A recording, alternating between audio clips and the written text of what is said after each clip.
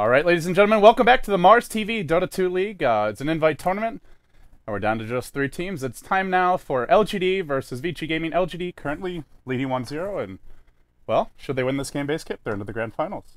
Yeah, and LGD, just a really convincing performance for them over the course of the qualifiers, this competition. Looks like they've really found their rhythm. I know that we brought it up a little bit yesterday, that there was the potential that LGD, they'd just been playing in the qualifiers, they were in the same venue, they were getting a lot of practice in, and the other teams came in and, just sort of had to sit down and start playing right away. But I don't know if that argument applies in the slightest anymore. It's just that LGD have been playing really well. They've had some super convincing performances against everybody else in this competition, and I would not be too surprised to see them take the series and proceed on to the grand finals. The only thing that worries me about LGD is, like, they look convincing now, but I think teams with time to just study them and understand them a bit better, they do feel a little one-dimensional, but they're very good at that one dimension, and hey, that was enough for Alliance of TI3, so yeah.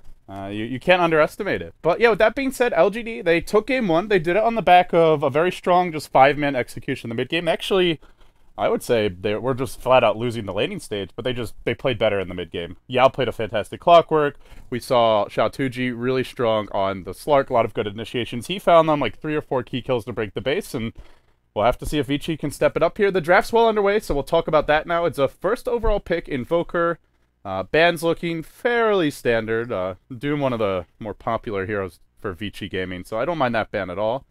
And Brew Prophet for Vici. So they get the RTK Prophet, they get what I imagine will be the Super Brewmaster, and, well, now in the second stage we see Sylar's Luna come off the board, as well as that support Disruptor, and it will be a Xiaotuji Morphling. Okay, so both teams sort of giving themselves more outs. I mean, we talked about it in the previous game, that there were a little bit of discussion about, okay, how many ways do LGD have to win this game? How many ways do Vici Gaming have to win this game? And both teams, I think, are giving themselves more approaches here. Vici Gaming can fall back onto farming up the Luna. They've got split push from the Nature's Prophet. They do need to try and get some things done in the mid game with the Luna BKB timing and the Brewmaster having his blink, but it's not necessarily all doom and gloom if the mid game doesn't go well for Vici Gaming. And LGD, it's a slightly different style from them. It's not necessarily 4 Protect 1, because it could be a Quas Exort Invoker, but a lot more defensive, and by the looks, the Train Protector is actually going to be pretty well positioned here, because I think Vici Gaming with this last support pickup would like to grab maybe a little bit more lockdown for the Morphling and the Invoker, as opposed to trying to get some damage over time to deal with Living Armor. So Living Armor could actually be pretty strong in this game. Yeah, Brewmaster's nice against it in ult form, but yeah, and Trance are okay against it when they're hitting towers, but they don't have like a Dragon Knight or a Twin-Headed Dragon that just shatters it in all situations. So Living Armor could be quite strong here, I agree, and we'll see a Vengeful Spirit for Vici, okay. So, well, potential level 1 Roche threat. But yeah, mostly definitely. Just a very strong pushing lineup. Luna, Nature's Prophet, Vengeful Spirit is a really easy level 1 Roshan. I don't think they're not quick enough to like 5-man TP mid and do this before LGD can get there, I don't think. I don't think it's quite that fast. But it is. But it's more just, even if they don't do that, it's like the mid-game threat as well of the Roche. Yeah, and lots of early pushing power. LGD would be nice to grab an offlaner with a little bit of spam, just to be able to hold onto that tower for a little while, just because you know for sure that Vici Gaming with the Luna and the Vengeful Spirit are going to be looking towards bringing down that tier 1 pretty quickly. But if you have something, say, like a Timbersaw, for example, as soon as he gets that level 6 up, then that tier 1 tower just becomes basically impossible to bring down. And a lot of Vici Gaming's lineup is pretty dependent on winning those early game fights, taking the tier 1 towers, and using that gold to continue propelling them forward. So if that happens, then I think LGD might be in a tough spot, because Invoker and Morphling are relatively slow to start as far as their impact on the game is concerned. But if they can hold on with the Train Protector and whatever offlaner this is going to end up being, then I think things are actually looking pretty good. Yeah, Vici, as you were touching on, are a bit light on lockdown for Morphling once he gets Lincoln Sphere. You can't rely on the Glimpse Static Storm at that point.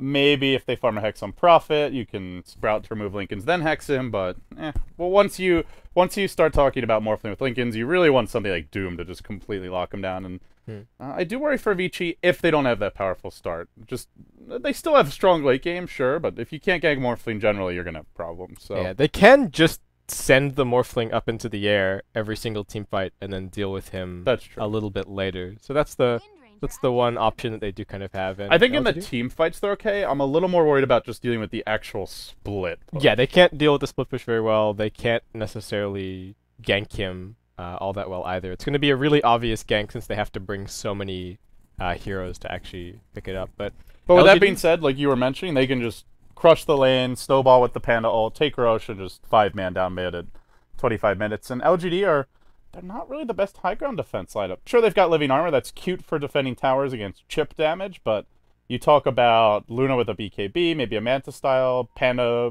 split, Prophet with a Necro book on all these auras coming down mid. LGD, they're not the best defensive lineup. They want to be controlling the tempo and finding pickoffs. Yeah, and the other thing about LGD being on the defensive is that they have pretty much nobody to be on the front lines of these fights, and that could actually be a bit of a problem, especially against this Brewmaster. If they don't somehow manage to, say, lift him as he blinks in and then deal with him that way, then I worry about how team fights are going to play out for them, because they have nobody that can really sit there and man up. Wind Ranger's squishy, Invoker's pretty squishy, he wants to be towards the back lines. Similar kind of story for Morphling. He's evasive, but that doesn't mean that you're actually keeping Vici Gaming occupied. So we'll see how things go for LGD. By the way, Basekip, our Tor himself, Arteezy, has already declared this a win for LGD. Oh yeah? He said GG, LGD won, so Arteezy. Is that based on the Morphling, or? I don't know. It's just Arteezy, that's man. Just I don't read Arteezy's too much prediction. into it, but okay.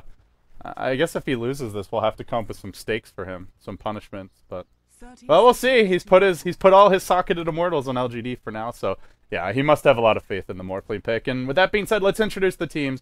It's a best of 3 guys. Winner moves on to play newbie in the grand finals, and we'll introduce the teams now. You've got Lin on the Wind Ranger in the aggressive tri lane. He'll be farming DD, your support Tram Protector, DDC on the Rubik.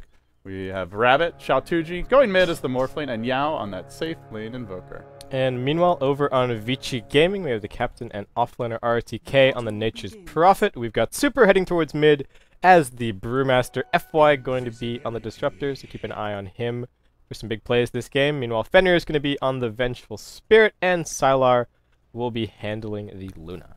So Vici sending just the Prophet to the offlane, and he's actually going to get this 1v1 against Invoker, so quite nice for him.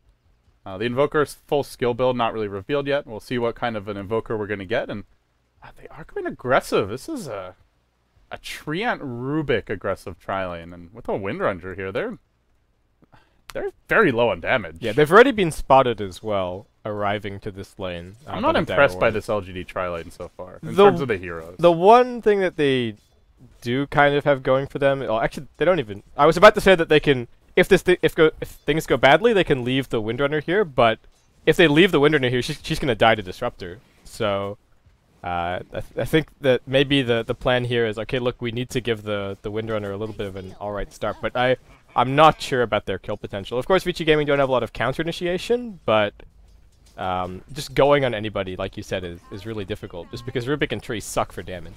Yeah, I guess the one nice thing is this. You remember when teams used to run the tri-lane anti-mage a lot? We'd see, like, I think RNG Sports, one of the most notable teams to do it. The old Orange they'd go with the Ohio aggressive tri-lane Wind Ranger, and basically the idea is every time he walks up to hit a creep, you just right-click him, and you chip away on him, and eventually he runs out of regen.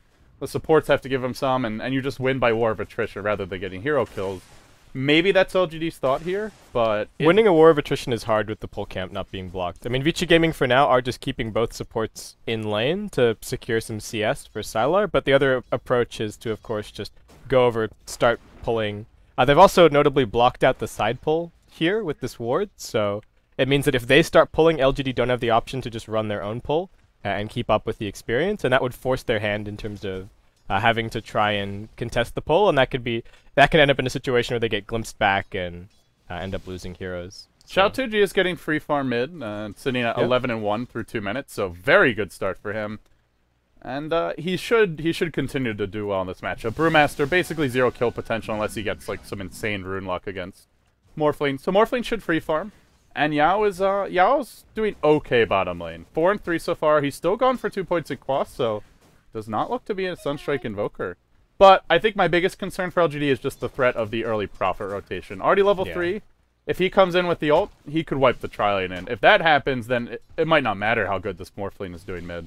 Yeah, and if top lane stays as a stalemate, then the threat of that Nature's Prophet is going to be the really big tipping point. And right now, just not a lot happening. LGD just kind of meandering around. They are getting CS. They're securing some farm on the Windrunner, but yeah, this Prophet is going to be fairly scary. Man, look at the damage when you just go for these 2 early points of Quats is just atrocious on Invoker. We didn't get pulled anything either. Yeah. No null, didn't start with Blades of Attack, didn't even start with Boots maybe, so that he could have, played up a little bit more once he hit level 2. So this is a really tough lane for the Invoker. Just the base damage discrepancy is huge. Yeah, already 11 denies on the Prophet. Not as big of a deal as it would be in the old days with the change to denies being the same for melee and range now, but it's still not great. So, well, he'll get his levels up, and we saw the last game that Invoker can have a pretty big impact, as he did for Super. Even though they lost, he still had a pretty big impact just with the levels. So.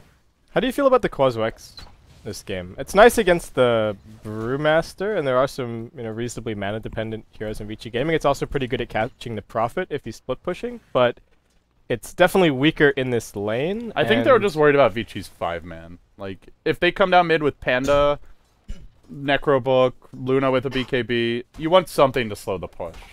And outside of a Quaswex Invoker, they have Power Shot, like the Fade Bolt, I guess. So they all in on Rabbit winning the game by himself? Do you think that's the so. plan for LGD? It seems like it. How do you kill Xiaotuji if he gets farmed? I don't think you can. Like, as mentioned, if he gets Lincolns, you can't rely on the Glimpse Static Storm, although, right as I say that, he does get caught at this bottom rune, and he's a little bit low in mana, now sprouted up, the waveform's still cooling down, he's going to start Strength Morphing, but I don't think it's fast enough, the Tornado comes in, oh, what a bailout by Yao. He'll keep Xiaotuji alive, and almost gets caught by the clap, narrowly avoids it. Oh, that was very clutch. I think the Brewmaster had a crit cooling down fairly soon, and it might have been a kill there. Okay, had RTK actually TP'd a fraction of a second earlier and stolen the double damage, then there would have been no bottle sips for the Morphling, and he would have died for sure. They don't actually have eyes on the rune, so I guess he would have had to just, well, see, he sees the Morphling going bottom and is like, oh, that's a rune that we can actually kill with. Yeah, he would have had to see just even the race for the rune and just reacted a little bit faster, but yeah, still manages to force the Morphling back and does slow down his farm just a little bit. So, looking at the tri-lane a little bit more, nobody's died here. Windranger is 26 and 4, so, well, with Phase Boots up now, life does get a bit hard for Sylar, and it seems the War of Attrition is actually working out for them. Yeah, and now the Windrunner is just a massive bully as well with the Phase Boots. Makes it very difficult for anybody on Vici Gaming to play up. And the other thing to mention, I guess, as well, is that the attack range on both the Vengeful Spirit and the Luna is awful. While they are both ranged, it's very, very easy for the Rubik and the Windrunners to just harass them out if they try and come up. So as far as trading in this tri-lane is concerned, it's actually pretty LGD favored right now, which you wouldn't normally expect for a triple range tri-lane with a Luna. Yeah, but like some of these heroes are semi-melee heroes, as you were hinting at. So we'll see. The one lane they're not winning convincingly is that safe lane. Prophet's 18 and 19 to the 15 and 11 of Yao. So yeah, not doing too bad, but this is where RTK needs to have a big impact. He's got his Phase Boots, his level 6s online, and they're going to spot out DD here. They lead with a Magic Missile. I think RTK is about to join this fight. The ult's already been deployed, and the Prophet ult will splash through. Meanwhile, the Panda comes from the backside. He will isolate DDC. They'll look to bring him down. The Leech Seed keeps him alive. The first blood going to Sylar. They're looking to wipe the tri-lane here, and with the wind run out, I still don't think Lin escapes here. He's even popped a South. Super will quickly deal with that. Now he claps again. He doesn't go for the last right click. Haste Room removed by the Tornado. He could have ulted and secured the kill, and now Super probably going to pay with his life. He's forced to split, but it's purely a defensive one, I believe. Oh, Xiaotuji joins the lane. Will he go down to the boulder toss? He actually will. Xiaotuji falls, and in the end, it's a triple kill for the Luna. My goodness. Some misplays from both teams. Yeah, and if anybody was looking at the Luna CS thinking, oh man, she's shut down, so much for that. That triple kill is going to put Sylar right back on track. So, not sure what Sylar was doing there. Also not sure why Super didn't just ult sooner, but he didn't count on the Tornado purging off the haste, and that did him in. Yeah, he could have just immediately Primal Split after he got the second the clap after the windrun, but got a little bit greedy. And I think Arteezy might owe us some drinks at the rate this game's going. Basically. I don't know. I don't know if we can call it just yet. in Rabbit we trust, but we'll see. It's still strategically a very good game for a Morphling, despite the death, and he is still farming pretty well. Yeah, and we'll see how quickly Vici Gaming can start moving. Super doesn't have the most impressive farm right now towards his Blink Dagger, so that's going to take a little while, but getting those kills on the Luna and having the Nature's Prophet getting involved, there's definitely the opportunity for Vici Gaming to take some fast tier 1 towers, and from there that's going to accelerate the Brewmaster. Both teams converge on mid. There was a smoke here from Vici Gaming as well. The Panda drops low. He doesn't have ultimate, but now the Static Storm, or rather the Kinetic Field comes out. It's going to isolate 3. Do they have the follow-up burst damage? There's a level 2 glimpse. They'll bring back in 1. That's going to be the Rubik. Takes that right click to the face, but Living Armor keeps him alive, and oh, not done yet. RTK over the top. He jams it in there with the Phase Boots right click, and they do secure a kill. While Xiaotuji will push out the bottom lane, and Lin will hold the line top. So they get a kill. It does require a Prophet TP, though. RTK has been playing so well. No, I mean, it would have been a kill bottom lane, as we said, if he had TP just a tiny bit earlier. Also, just his decision-making in terms of going for the Windrunner on top lane instead of focusing on the supports, which got cleaned up anyway. And then that TP towards mid, so just really nice awareness overall from the Nature's Prophet, and he's already looking pretty scary. The Phase Boots were the natural pickup because he was in a 1v1, but I think this game does go to show a lot of why people have, even if they aren't in a 1v1 matchup, even if it's a 3v1, they go for the Phase Boots before they finish the Midas, just because you can get so much early impact out of the Nature's Prophet just TPing in and getting a few right clicks out in a fight. And you never know when it's going to happen either. Like, you can't be like, oh, we're definitely not going to fight this game. Shit happens. There's a haste rune that spawns. Maybe you have an opportunity to go for kills with the Panda, like what we saw top. Maybe they're diving your team and you can turn the fights. It's just, it does increase your farm speed a bit. It helps you last it in lane anyway, and your Midas timing's still decent, and Prophet will find his farm regardless. So, I agree. I think it's just the much more well-rounded boots choice, and it's very rare nowadays to actually see a Prophet not get phased. Yeah, there are some people who still do brown boots Midas, but nobody does like straight Midas rush or anything. The other thing was like when Alliance used to do that for Bulldog, they would use their supports to secure his Midas. They would stack the jungle, nearly kill them with Keeper of the Light Illuminates, and then he'd come in and get the last hit. So, like if you're getting that ultra accelerated Midas, maybe there's an argument to skip it, but that doesn't really happen nowadays. As Lin might get caught out top lane. Oh, they didn't bring in the Disruptor for that, unfortunately. He's currently sitting bottom lane, and as a result, they'll just go for the tower push instead. But they've got Eclipse, they've got Panda ult, and LGD, it's scary to fight into this. It's a level 4 Invoker, so EMP is decent, but it's not really overwhelming at this stage. Yeah, but Vici Gaming, they get the tower with no contest whatsoever. They even end up roaming in the Invoker as well, so LGD, 2 core heroes, make their way top lane, a little bit of wasted time for them. Rabbit does get a tiny bit of damage down on bot, but Super's gonna slap him around a little bit with this double damage. Yeah, Panda's just it's so easy to trade with that hero, and having the DD definitely doesn't guaranteed hurt. DD crits? Yeah. All day. Easy.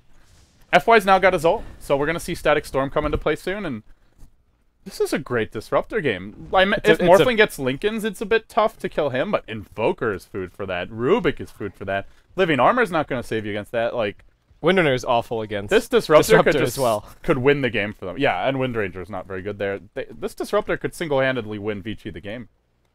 Although, right as I say that, it seems the Luna's the one in trouble. Sylar is just...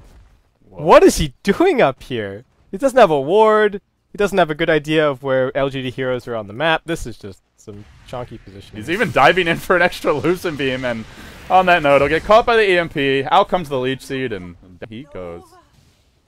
Yeah, at the very least, gets a little bit of shopping done before he dies, but that was just a very strange place to be. And it's not like LGD they were showing Windranger top and Morphling bottom, but these are the heroes that are likely to be farming or defending anyway, so the ones that go bottom lane. Xiaotuji nearly goes down to RTK there. Not quite able to finish off the kill though. Okay, so we've got a Midas up on the Morphling, so he's just deciding, okay, look, my team are relying on me to win this game by myself, so I'm going to give myself the best chance of doing that. But in the meantime, everybody else on LGD almost needs to execute perfectly. There's not a lot of leeway in terms of having extra items and whatnot on the Windrunner and the Invoker, so they just need to, the spell usage just needs to be perfect. And Vici Gaming, they're on the hunt, so this is pretty dangerous for LGD. They don't have the Brewmaster Blink, but they've got a lot of other good initiation. The glimpse, the kinetic field, and well, just the element of surprise. And they'll now wrap back towards mid. I think they can take this fight if they get a good static storm. I do not see LGD taking it, though the angle of attack might not be the best. They're gonna walk up the ramp, and Super just perched on the opposite hill. He's gonna make his way in. He'll walk up the river. He heads towards LGD, who are meanwhile trying to isolate RTK. They have brought down the Nature's Prophet, but they glimpse back one. That's Lin. He's going down here, trapped in the kinetic field. They'll just let him fall. Meanwhile, Sylar takes the tower on the bottom lane, and all the Panda ult's actually required. Lin does hit a decent shackle shot, and now the Overgrowth comes through, nearly bringing down Fenrir. Dropped low, and from the sidelines comes Yao. They'll start finding these pickoffs, and the Panda split in the end does nearly nothing. Venge also dropping. So it's a 3 for nil exchange, I believe. They got a tower, but that's it.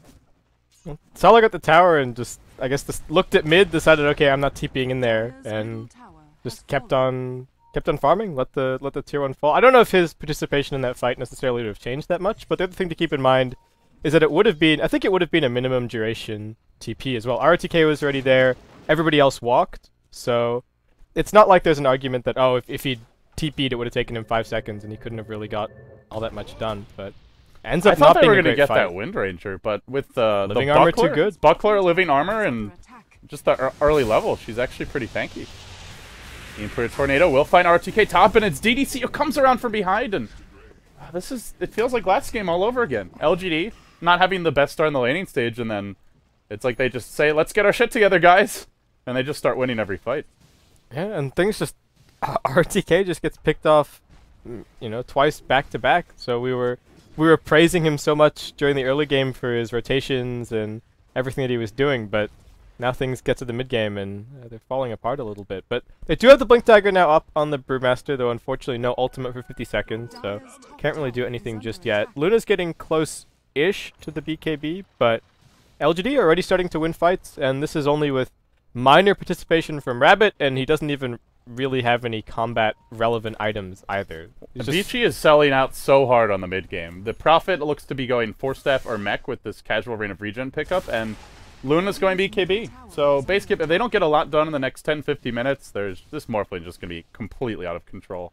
Yeah. Once they take this tier 1 mid, they can use the Nature's Prophet split push to try and secure Roshan, and that's going to be a big feature for them, especially if this game does drag on. I think that's the one thing that we haven't talked about necessarily. We talked about the potential for Vici Gaming to take Roshan and that they are a really good Roshan lineup, but also just being on the Dire, if this game starts to drag a little bit, it gives the Luna and the Nature's Prophet a bit more of the power that they might need to actually end up closing this game out, even if the Morphling does get absolutely huge. But, and unfortunately, I'm sad we haven't seen more from the Disruptor pick. I thought it was a great game for FY, but they've not found the openings yet.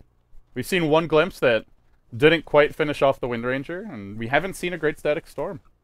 This is the time for this lineup to shine, really. Maybe they wait for the Luna BKB, but beyond that, it's like, what are you waiting for? It is kind of hard because FY has to do all of the setup for himself. There's no vacuum to pull everybody into the kinetic field, Static Storm. Don't underestimate level 1 swap, man. Come on. It's pretty spell spell.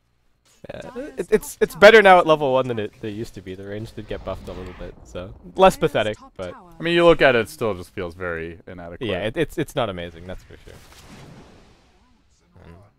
Okay, Lin's got his mech. Actually, a little bit of scouting going out over Roshan right now. LGD claim the tier 1 tower top with very little contest from Vici Gaming, who are focusing on this mid tier 1, but Living Armor's bumped it all the way back up to full, and LGD, the spam is ready. They've got the power shot up. Invoker's getting some pretty good levels, so Tornado, as always, difficult to push into, and Vici, they seem to have lost all of the momentum here. This is not how this team wants to be moving. Like, no. 5-manning their own jungle while LGD farms all 3 lanes and their own woods.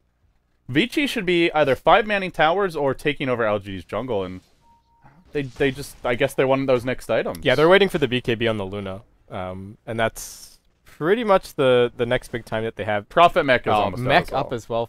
Mech almost up for the Prophet. Okay, so that's Vici Gaming are, like you said, they're selling out on the mid game. They're all in on this timing, pretty much. It's gonna be tough. Quaswex Invoker now 5 points up in Wex. How many arcane modes do Vici even have? They've got a single pair, so EMP is gonna be quite scary. I believe Okay. it's already at like a 350 mana burn. Something They like do that. pick up another pair on the Brewmaster right as you say Okay. that. So Super's thinking ahead. knows that sustaining pushes is going to be really difficult here. He's listening to me, I hope. It was funny yesterday. I was casting with Fear, and like he said like 4 different things, and like right after he said it, the player did it. People were calling him the Oracle. And then you compare that to Cinder, and everything he said, the teams were doing the opposite. Doing the exact opposite. Yeah, he's like, okay, they're definitely gonna gank bottom now, and they immediately go mid. It was pretty funny. Oh, He took it Sylar, BKB about to be delivered. Oh, it might be too late though. He's been lifted up. The BKB arrives, but doesn't even bother with it now. He'll just explode. Another death. Meanwhile, bottom lane, they are looking for Xiaotuji. They've got a Static Storm. They could drop it now. They've just dropped the Kinetic Field, and there comes the Thunderdome. Xiaotuji is already Strength Morphing, though. He turned this on before they silenced him. He's standing strong, and he replicates out in the end. Why did he wait so long on the Static Storm? Rough engagement for Vici. They just can't find these kills. Oh, they got the glimpse. What? Rabbit's back. But he's Doesn't okay. matter. He's okay. He really took a while to use that ult. That also, I think that also was that from. No, okay, that wasn't from the ward. I don't think. Well, they had this observer ward here, but yeah, he just. Yeah, I guess he just. yeah, he barely just got walked her. up and saw it. I was just wondering if it gave away the fact that they had a ward there, but it didn't. Well, this is not good. They lose their Luna right when the BKB comes out. That is like, okay, great, we're gonna 5-man. Oh wait, we lost our Luna, but maybe we'll get a Morphling. Oh wait, we get nothing. That was pretty much the sequence of events there for Vici. Yeah. Rough. And Train Protector has a Blink Dagger up now, so teamfight getting scarier for LGD. How in God's name has he farmed a... He's 1-1 and 2. He's got 30 CS. 30 CS? I feel like he's been roaming all game, but no. That's impressive. Yeah, very nicely done by DD. And, well, Vici Gaming, this is...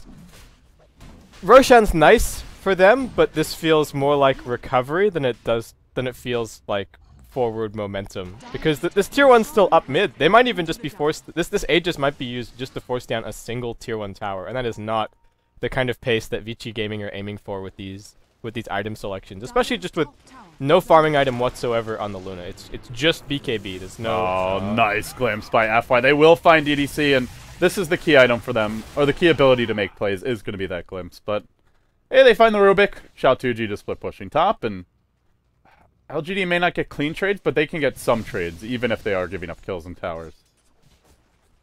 Yeah, and I'm not even sure if they're necessarily going to be giving up towers. This is the big difference between the way that LGD's lineup works this game and how Vici Gaming's lineup worked in the previous game.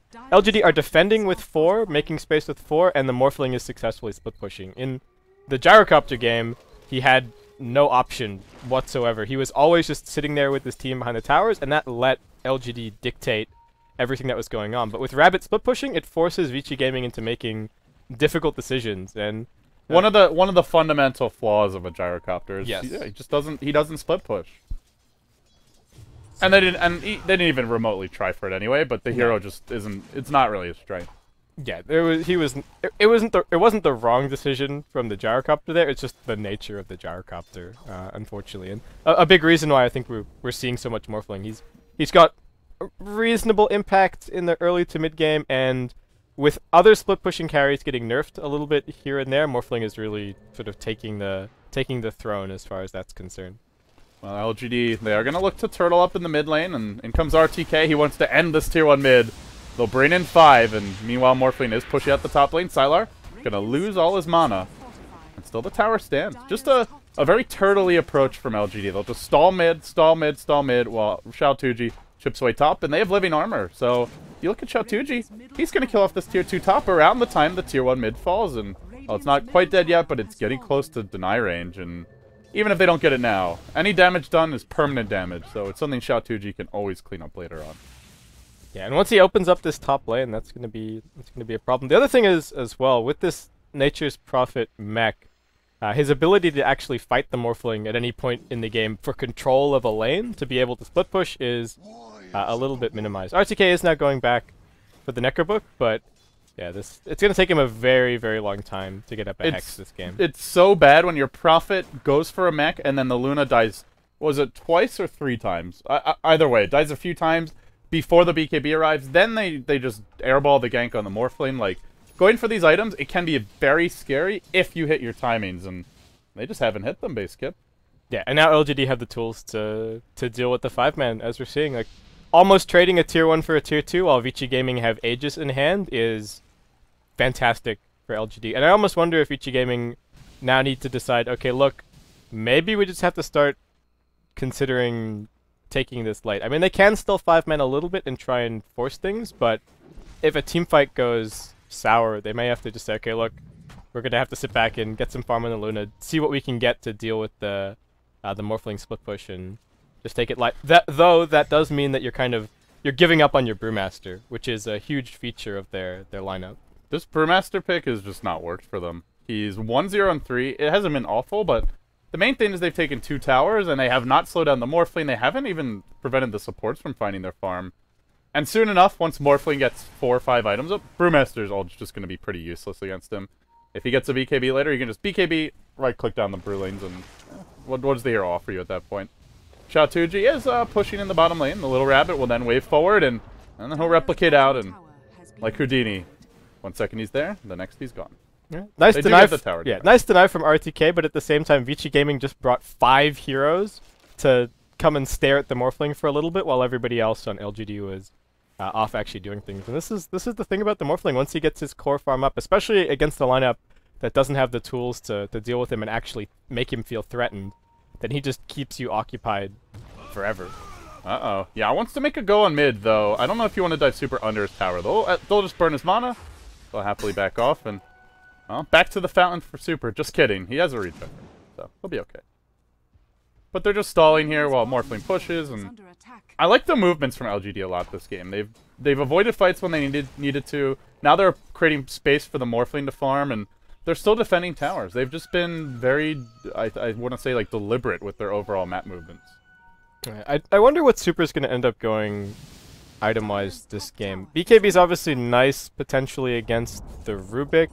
I don't know if Aghanim Scepter is that impressive, and I wonder if he even considers just maybe building towards an early Hex. Just having that second Hex up and available. I mean, maybe if you see double Hex, the Morphling will probably just build over into BKB, but it at least gives them a little bit more of an opportunity to deal with them. We'll see what the choice will be from Super, though. Yeah, I am curious, how does this panda stay relevant is the question for me, and I don't know if there's an easy answer. They'll try to find one. Disruptor, will we see a glimpse back? No, can't quite get in range. We'll see Super charging forward, and do they find DD here? I don't believe they have any detection. Yeah, no detection on Vici. They're trading towers. Morphling now up to 1,800 gold, along with the Ghost Scepter. So, well, the Shotgun Watch is coming soon, and Venge, definitely a shotgun target with sub 1,000 health. Disruptor, 850, definitely a shotgun target. Luna should be okay, but might be forced to pop BKB if there's a +1 there. And I want to say RTK just out of shotgun range, but barely at that. Yeah, if he gets the mech off maybe after the Ethereal Blade, then he might survive. But RTK, he's just TP'd in top. Dude, he's like, hey guys, I found Prophet. Anybody here? Anybody in the neighborhood? No? Yeah, tree gonna be very boring sometimes. You get to go on a little bit of an adventure. There's some intrigue. There's some espionage. A lot of espionage. A lot of espionage. Not a lot of sabotage. No. Well, sometimes you find somebody and you're invis, and you've been invis there so long, and then you cancel their crucial TP to a fight, and that wins you the game. So you can always sit there, fingers crossed for that as the tree. Does end up being the Aghanim Scepter for the Brewmaster. I'm so worried about him. Not just the Rubik who can lift him, but just Cold Snap, EMP, Tornado. Like, Super jumps in. Especially if he gets greedy and tries to clap first, which you generally want to do as Brewmaster, his ults may be just completely negated this game. Yeah, and Invoker's already well on his way to a Hex. Windrunner can quite easily start building towards one of her own, so I don't know. I think I would have preferred to have seen the BKB if they were still feeling confident to force fights, or just the Hex if they feel that, okay, look, we got to take this late, we got to just deal with the Morphling, hold on to our high ground. For now, Sylar has held his own in terms of his farm. Uh-oh, hold that thought. Here comes the ROTK TP, except this time he actually has backup. And they'll go in with the clap there. Nice force halfway from Yao, then Ghost Walks immediately. They will glimpse back Super as they beat a retreat. That was stolen by the Rubik. Nicely played, and now he'll force staff out. Is there a counter glimpse? No, he already used it. So, in the end, no more aggression, and meanwhile, DD in the trees. Just chilling. Yeah. Hey guys. He doesn't look quite like the other trees, though, I must say. No, he's not the best disguised. They may want to gem, honestly. There's already one up on Yao. You're up against Invoker and Tree. Like, to me, that plus just your need for map control is well worth picking up a gem. It is worth pointing out that they recently actually fixed Nature's Guise in terms of how much leeway you get between moving from tree to tree, so you can actually quite easily blink between. Uh-oh, Xiaotuji, he waves into the Static Storm, but the glimpse is not timed right, and, well, then he replicates out. That could have been bad for him. It was a good thought there, dropping the Static Storm kinetic field, just couldn't quite get the timing right. Yeah, and Rabbit is just making so much space right now. Vici Gaming are moving as a clump from lane to lane, just trying to track him down. But even if they kill him, most of the time, what he's done up until that point is already push one of your lanes all the way as far as he possibly can, which for the top lane is all the way to your axe. So there's that to deal with.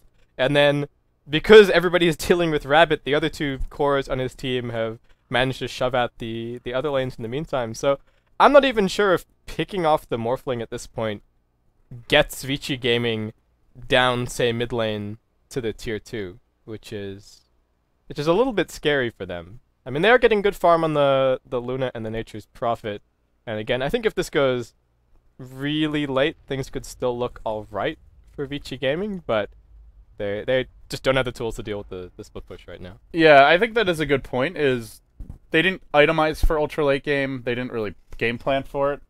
But if they need to go ultra late game, their lineup is quite strong there. Disruptor's one of the best late game supports. He's actually gone for the Blink Dagger, so it's something we saw out of Whitebeard a lot in the NA qualifiers.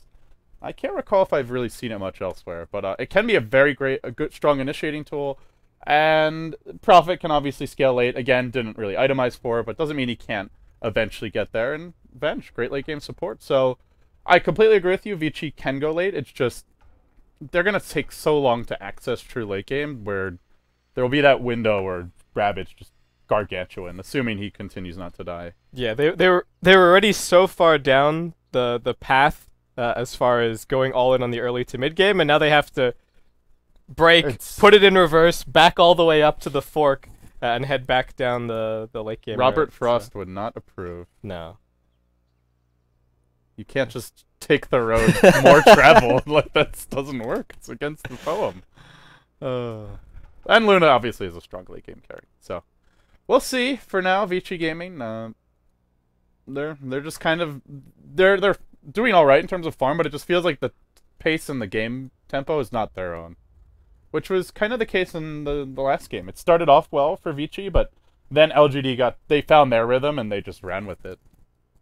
Yeah, and LGD, we said, oh hey, look, LGD, they don't have any different styles. Well, it turns out that the addition of Rabbit has actually done a lot for this team, I think, as far as their playstyle is concerned, and I guess showing that it's not fair to criticize them as a one-trick pony necessarily. I mean, it's not even like this is necessarily a variant on their usual style. This is very different, but it's also just very Rabbit focused. But they have a carry player that they can rely on to do this kind of thing. So. Yeah, Xiaotuji has when this team lost Sylar, I think a lot of people were saying like they'll never be the same. Sylar is the best up-and-coming carry player in China. He was a lot younger than Bernie, was playing just as well. Gods even had him ranked ahead of Bernie at one point, which at the time was completely fair to say about Sylar. But Xiaotuji has really filled those shoes nicely, and it's probably the most stable player on the team, honestly. It is very rare that you say Rabbit's had a bad game.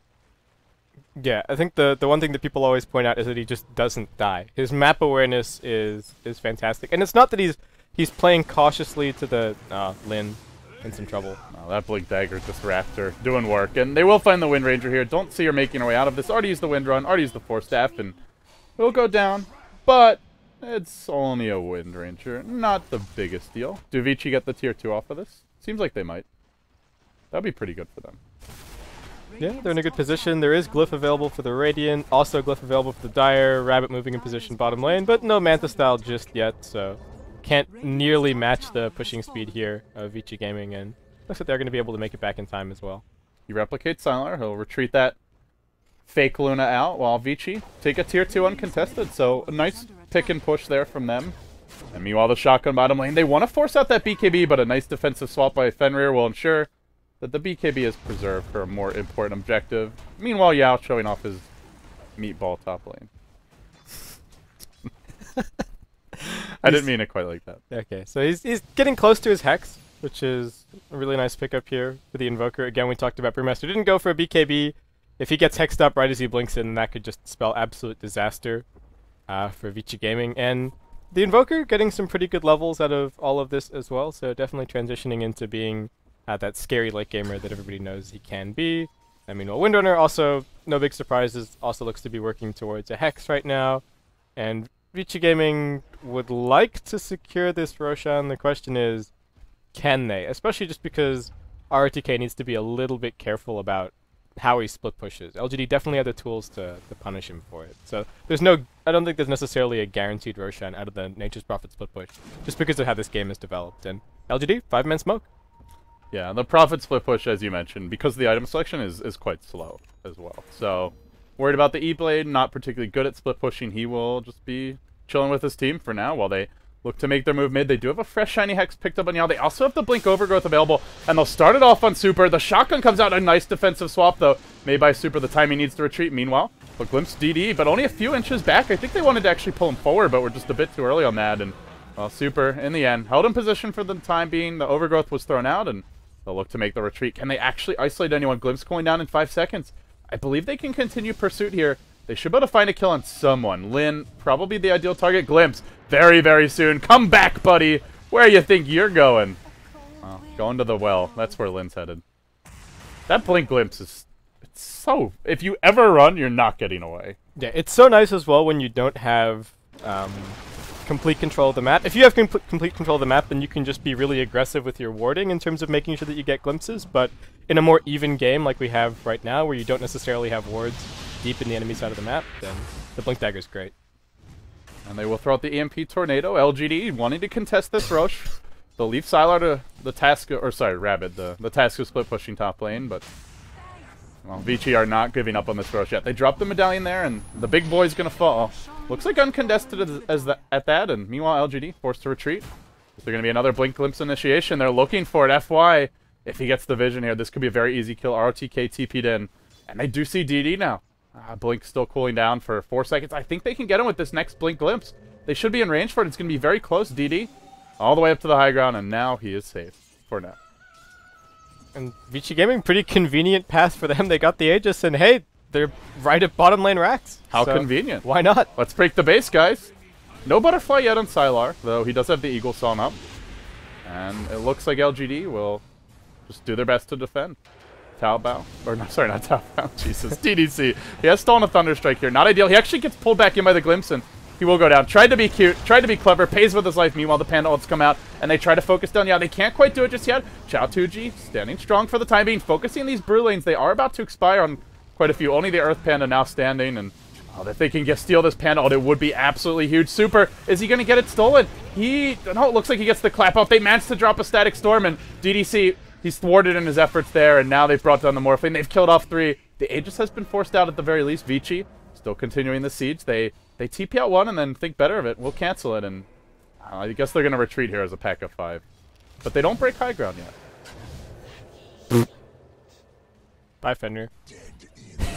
That was probably not the best angle for him to try and escape via, but not the biggest pickoff either. Yeah, I'm not sure. They should be retreating as 5. That was a bit sloppy. Well, they only lose the Aegis and a couple of heroes, and they managed to get 2 buybacks out as well from LGD. So, really big win there for Vici Gaming. And so much of that is just because LGD went on the aggressive. They tried to shift from split pushing and defending and just dragging the game out to, okay, we've just got the Hex on the Invoker, let's go do something with it. But really nice swap from Fenrir, turned that fight around. Then they caught the Windrunner pickoff led to Roshan, the Roshan led to bottom lane, and they managed to pick up 2 buybacks there. So just does go to show how quickly things can shift, especially when LGD try to mix things up. So we'll maybe just see a return to what LGD were doing just before, which is mass split push and continue trying to farm up this second Hex on the Windrunner. Yeah, and in the meantime, Morphling's going BKB. So Chao2G, I guess, a bit concerned about the Static Storm.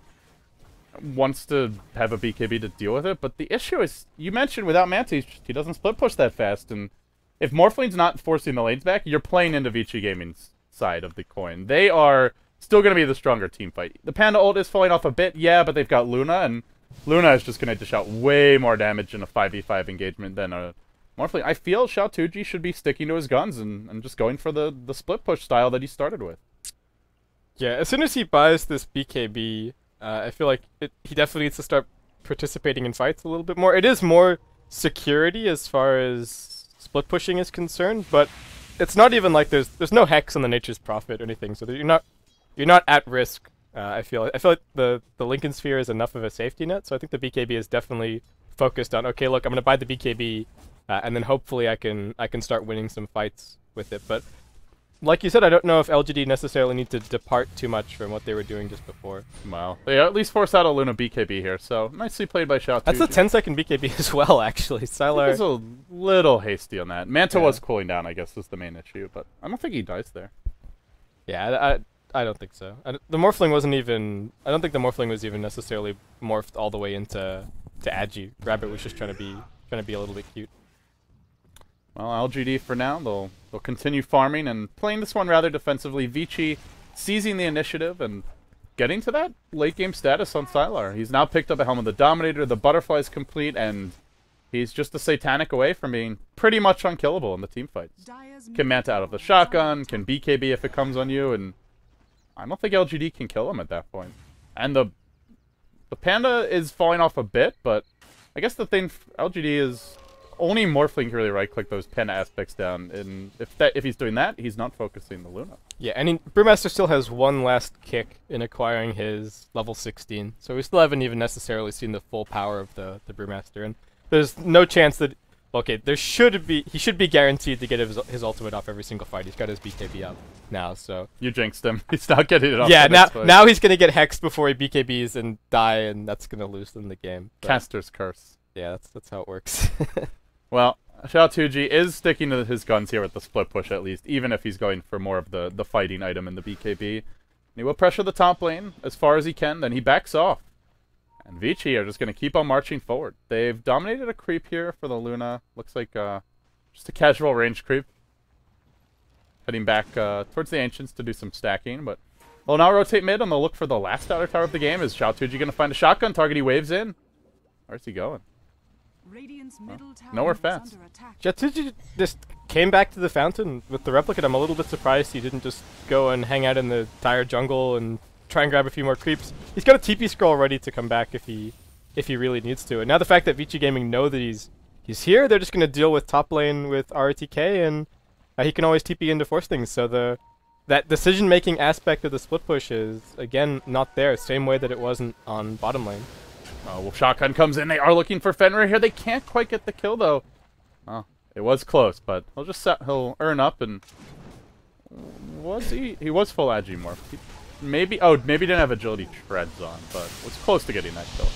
Now the EMP connects, and that will remove a pretty big chunk of a lot of heroes' mana, but still Vici keep on pushing forward, and Xiaotuji, BKB online now. This will be a good time for him to engage, I suppose.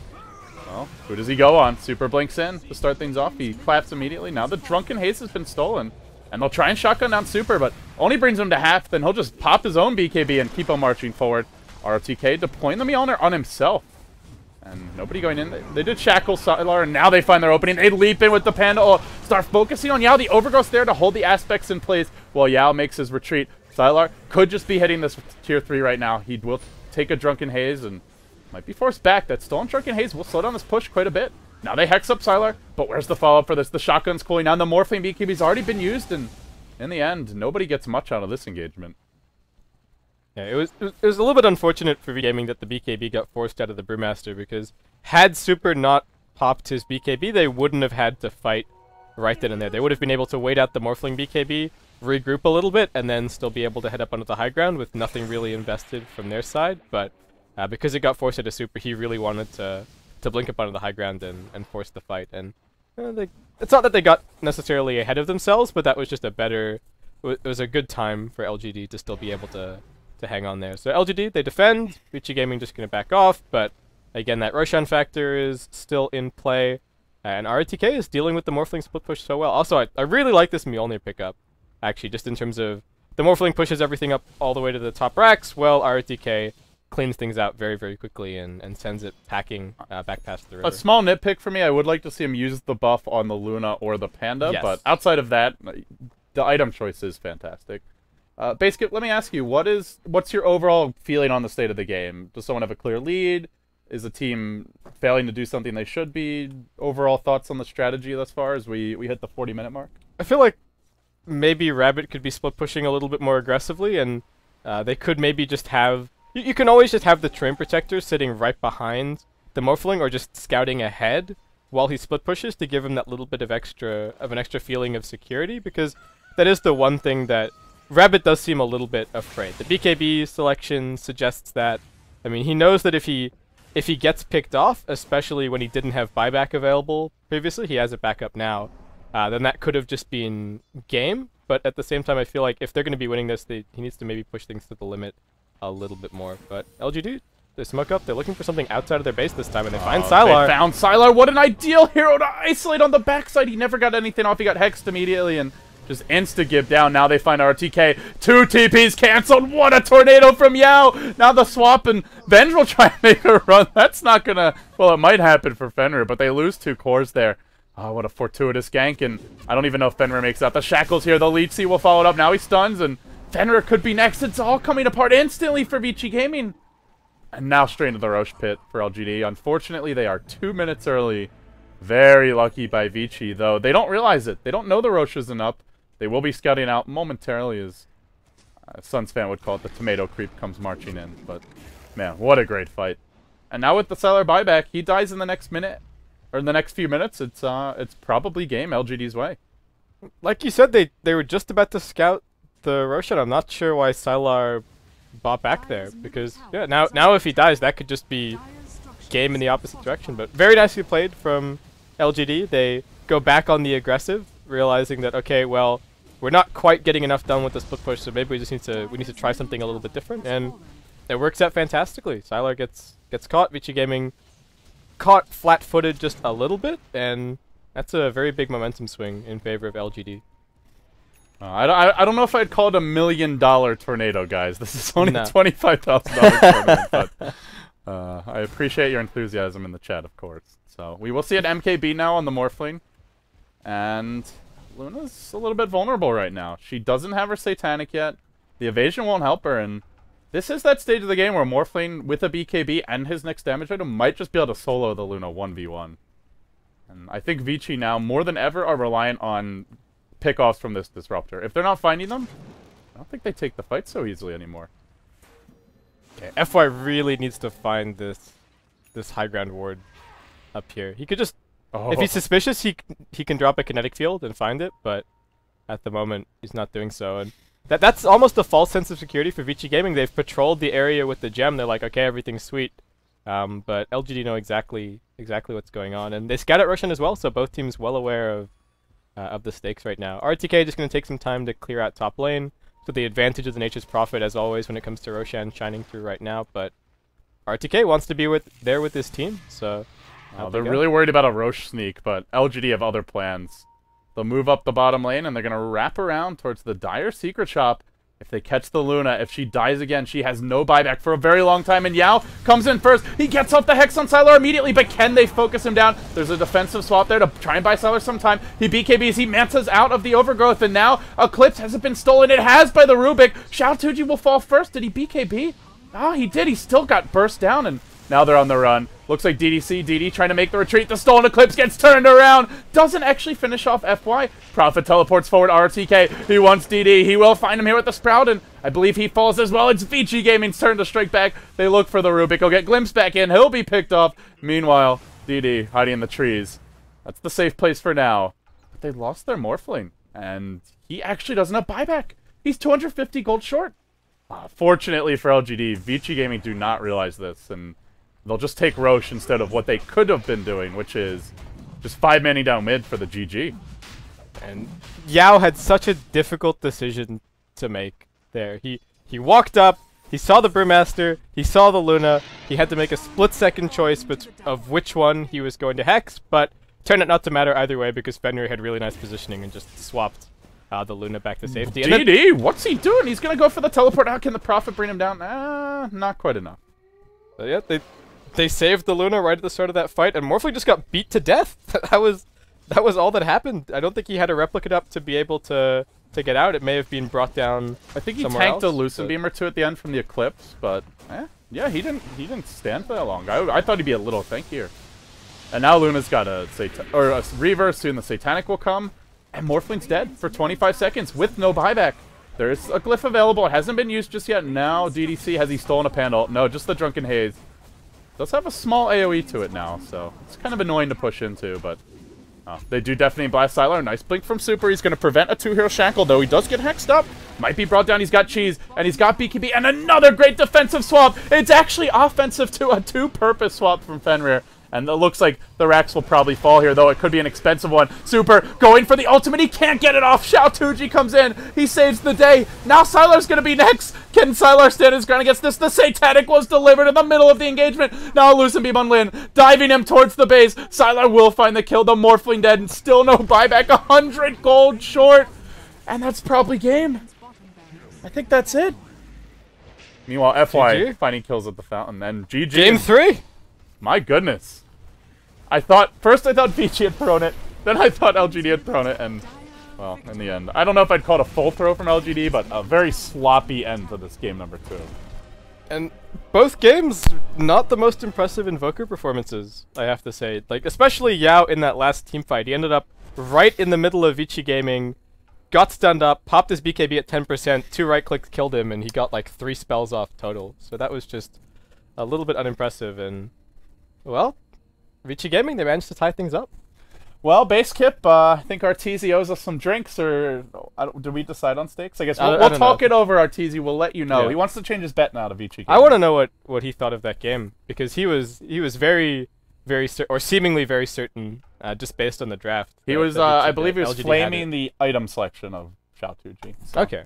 Arteezy, if you want to call in and sound off during the break, let us know. We'd love to have you here. But otherwise, guys, that will wrap up game number 2. It's LGD versus Vici Gaming. You're watching the Mars TV Dota 2 League presented by Beyond the Summit. I'm LD. Of course, he's Basekip. You can follow him on Twitter at Basekip. Myself at LD Dota. We will be back for the deciding game number 3. Winner will face newbie in the grand finals. Stay tuned.